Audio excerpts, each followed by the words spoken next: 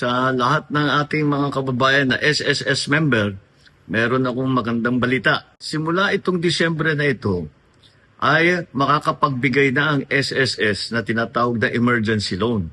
Dahil habang nasa ilalim, halimbawa, ng national emergency, ay magbibigay ng emergency loan ang SSS. Ito ay isang pautang na ang bayad ay mababa lang, 7% lang. Bukod pa riyan, ay meron tinatawag na 6-month moratorium.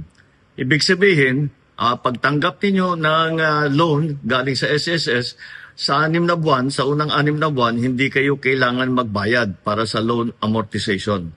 Para naman mapagaan ang inyong dala. Magagamit po ninyo itong loan na ito para sa inyong pangangailangan, lalo na, kagaya ng aking nabanggit, pagka-emergency, ito po ang makukuha ninyo sa SSS. At tuloy-tuloy naman po ang pakikipag-ugnayan ko sa SSS upang makahanap ng iba't iba pang paraan para magkaroon ng mas ligtas at makatarungan na alternatibo sa microloan at emergency loan. Maganda po ito kasi imbis na pupunta po kayo sa 5-6 at mapasubo sa malalim na utang, ay meron na kayo magagamit at ang babayaran lang ay 7% lamang. Kaya sana ito ay makatulong po sa inyo lahat.